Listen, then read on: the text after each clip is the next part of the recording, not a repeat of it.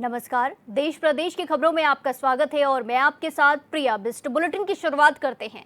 मुख्यमंत्री विष्णुदेव साय ने राजधानी स्थित मुख्यमंत्री निवास कार्यालय में श्रम विभाग द्वारा श्रमिक बच्चों के लिए संचालित अटल उत्कृष्ट शिक्षा योजना का शुभारंभ किया। उन्होंने चयनित बच्चों का सम्मान करते हुए उन्हें शुभकामनाएं दी। इस अवसर पर मुख्यमंत्री साय ने कहा कि अटल उत्कृष्ट शिक्षा योजना से निर्माण श्रमिकों के बच्चों के लिए बेहतर शिक्षा का मार्ग प्रशस्त हुआ है। साय ने घोषणा की है कि अगले शैक्षणिक सत्र में इस योजना का लाभ 200 बच्चों को मिलेगा। मुख्यमंत्री साय ने कहा कि श्रमिक अनेक समाज के हित के लिए कार्य करता है, लेकिन अपने परिवार के लिए बहुत कम समय, संसाधन, ऊर्जा और ध्यान दे पाता है।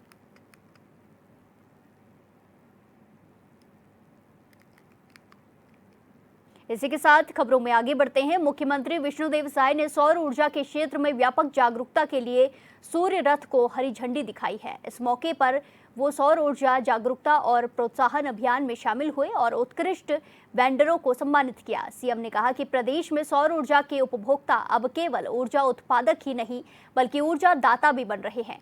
पीएम सूर्य घर मुफ्त बिजली योजना जैसी महत्वाकांक्षी पहल के जरिए प्रदेश स्वच्छ ऊर्जा के लक्ष्य की प्राप्ति के संकल्प को तीव्र गति से पूर्ण करने की ओर अग्रसर है।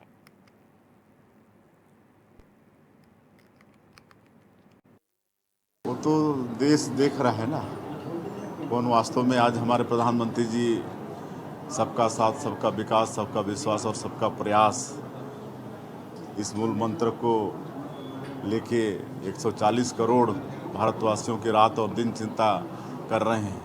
और इसका जिस तरह से पूरे विश्व में भारत का मान और सम्मान बढ़ा है, जिस तरह से आर्थिक रूप में लगातार देश प्रगति कर रहा है। 2014 के पहले जब उनकी सरकार थी 10 वर्षों तक, तो स्थिर हो गया था आर्थिक क्षेत्र में हमारा ये देश 10वें स्थान पर ही था। लेकिन माननीय नरेंद्र मोदी जी प्रधानमंत्री बनने के बाद आज 11 साल में, पहले 10 साल में 5वें स्थान पर लाके खड़ा किए इकोनॉमी के क्षेत्र में। और जब तीसरी बार प्रधानमंत्री बने, 11वां साल हुआ तो आज चौथे नंबर में लाके खड़ा कर दिए। तो ये सब देश देख रहा है। छत्तीसगढ़ के पूर्व मुख्यमंत्री भूपेश बघेल ने प्रदेश के कई मुद्दों को लेकर एक प्रेस कॉन्फ्रेंस की और बीजेपी पर तीखा हमला किया। उन्होंने बाढ़, बिजली से लेकर पानी तक हर मामले पर बात रखी और कहा कि प्रदेश पूरा खत्म होने के कगार पर है। बीजेपी सरकार आपदा में अवसर खोजती है।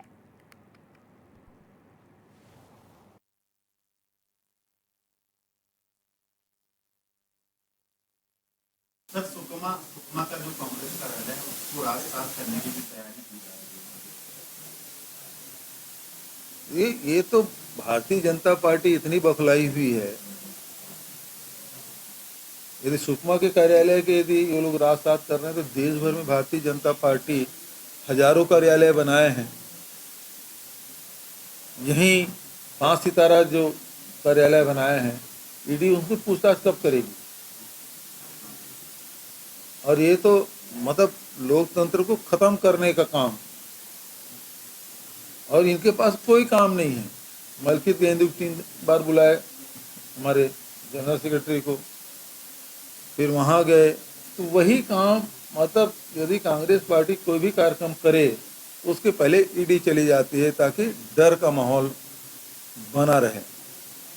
क्योंकि ओढ़ चोर गद्दी छोड़ कल बिलासपुर में कार्यक्रम आयोजित किए हैं और आज ईडी का पहुंचना ये साबित करता है कि वो उनके आका के द्वारा भेजा गया है।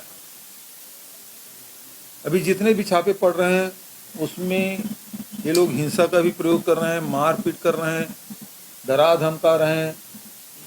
कुछ लोग आए थे, मुझसे मिले और घंटों पिटाई उनको किया, और जो बोलते हैं वही दस्तखत करते हैं। इसी के साथ खबरों में आगे बढ़ते हैं। जगदलपुर में समय सीमा की बैठक का आयोजन किया गया, जहां कलेक्टर हरी सैस ने निर्देश दिए कि एग्री स्टेक में पंजीयन के लिए शेष किसानों का पंजीयन जल्द पूरा कराया जाएगा। बैठक में उन्होंने पीजी पोर्टल, मुख्यमंत्री जन दर्शन, कलेक्ट्रेट जन दर्शन और विभागीय योजनाओं के लंबित मामलों पर चर्चा की। इस दौरान उन्होंने संबंधित अधिकारियों को निर्देश दिए हैं।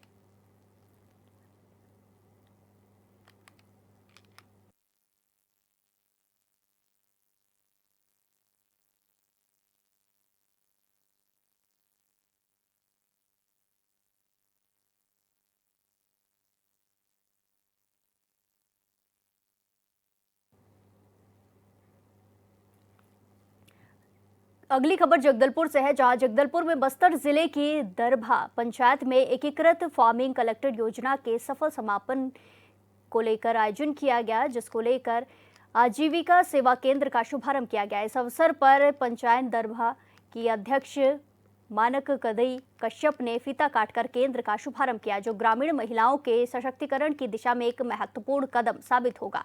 आजीविका सेवा केंद्र के माध्यम से 16 गांवों की लगभग 1200 महिला किसान दीदियों को घर घर पहुंचकर सेवा प्रदान की जाएगी।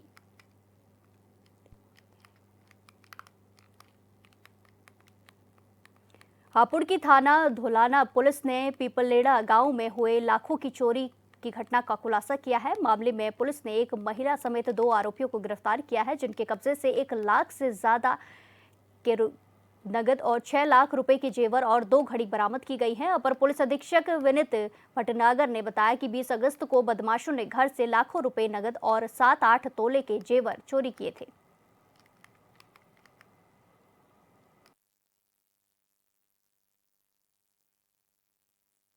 देखिए 19/20 अगस्त की रात्रि को थाना धौलाना के पिपलेड़ा गांव में चोरी हुई थी एक घर में। पुलिस के लिए चैलेंज था, हमारी टीमें इसमें लगी हुई थी। इसका आज एक पॉजिटिव खुलासा हुआ है और लगभग 8 लाख रुपए मूल्य की जो वस्तुएं बरामद हुई, जिसमें लगभग 2 लाख रुपए कैश है, 1,97,5,5 रुपए कैश है और शेष जो है लगभग 6 लाख रुपए के आभूषण बरामद हुए हैं। जानकारी हुई है कि ये वाहिद नामक व्यक्ति, जिसका इनके घर में आना जाना था और पहले से जो वादी है उसकी पुत्रवधू के साथ जान पहचान थी, मित्रता थी, उसके द्वारा ये घटना कारित करी गई है। और ये जो पुत्रवधू थी उसको जानकारी भी हो गई थी इस घटना की, और उसके बावजूद भी जो है इस बात को ओपन नहीं किया गया। तो धीरे धीरे पुलिस ने सारी लीड्स पे काम करते हुए इसमें इसका पॉजिटिव खुलासा किया है और घटना में शामिल और षड्यंत्र में शामिल दोनों। इस खबर पर ज्यादा जानकारी के साथ सीधे जुड़ेंगे संवाददाता मयंक त्यागी से। मयंक, जिस तरीके से चोरी की घटना का खुलासा हुआ है, क्या कुछ जानकारी और क्या कुछ कार्रवाई की जा रही है आगे? जी देखिए, ये मामला जनपद हापुड़ के धौलाना से जुड़ा हुआ है, जिसमें 20 अगस्त को एक चोरी हुई थी और चोरी में सनसनीखेज पुलिस ने खुलासा करते हुए उसके कब्जे से 1,97,500 रुपए और जो भी उसके गहने थे जो उसने चुराए थे वो सारे पुलिस ने बरामद कर लिए हैं और आगे की विधिक कार्रवाई की जा रही है। इसमें जो एक महिला है, महिला का नाम इस्माइल है, फरीन गिरस्वामी इस्माइल की पुत्रवधू है और उसने ही इस चोरी को अंजाम दिया था। लेकिन पुलिस ने आज कल इसका खुलासा करते हुए जितने भी गहने थे और पैसे थे सभी को बरामद कर लिया गया है। जी बिल्कुल, धन्यवाद मयंक हमारे साथ जानकारी साझा करने के लिए। ब्रेक के बाद एक बार फिर से आपका स्वागत है। रुक करेंगे खबरों का। मुख्यमंत्री पुष्कर सिंह धामी ने स्वतंत्रता संग्राम सेनानी, प्रखर वक्ता, समाज सुधारक और भारत रत्न पंडित गोविंद बल्लभ पंत की जयंती पर उन्हें याद किया। उनके चित्र पर श्रद्धा सुमन अर्पित कर सीएम धामी ने श्रद्धांजलि दी। इस मौके पर सीएम ने कहा कि उत्तर प्रदेश के पहले मुख्यमंत्री और देश के गृह मंत्री रहते हुए पंडित गोविंद बल्लभ पंत जी की आधुनिक भारत के निर्माण में अहम भूमिका रही है। उनके विचार हमें सदैव जनसेवा और राष्ट्र सेवा के लिए प्रेरित करते रहेंगे।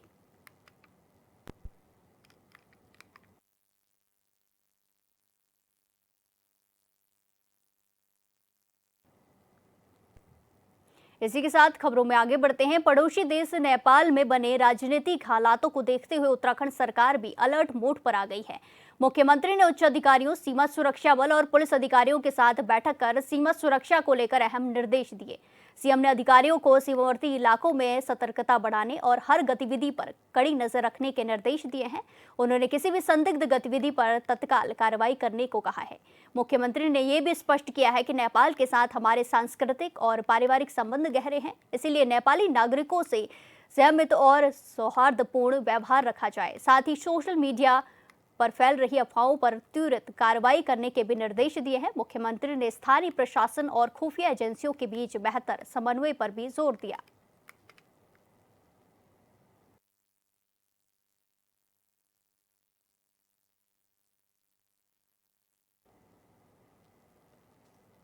इसी के साथ खबरों में आगे बढ़ते हैं। उत्तरकाशी जिले में गंगोत्री राष्ट्रीय राजमार्ग एक बार फिर मासूर बन गया है। नालूपानी वाले हिस्से में पहाड़ से बड़े बड़े बोल्डर गिरने से यातायात ठप हो गया है। गंगोत्री धाम जाने वाले और लौटने वाले यात्री फंसे हुए हैं, जबकि स्थानीय लोगों को भी भारी दिक्कतों का सामना करना पड़ रहा है। सूचना मिलते ही बीआरओ की टीम मौके पर पहुंची और पोकलैंड मशीनों से बोल्डरों को हटाने का काम शुरू किया गया। वहीं प्रशासन ने यात्रियों से अपील की है कि अनावश्यक रूप से मार्ग पर ना रुके और सुरक्षा का खास ध्यान रखा जाए।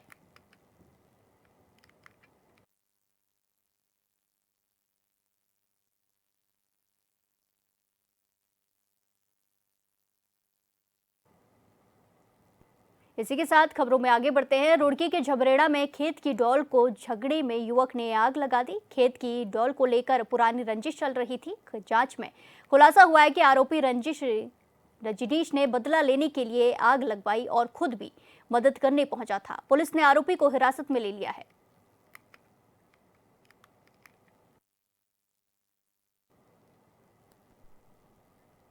इस बुलेटिन में फिलहाल के लिए इतना ही। बाकी तमाम खबरों के लिए देखते रहिए HNN 24/7। नमस्कार।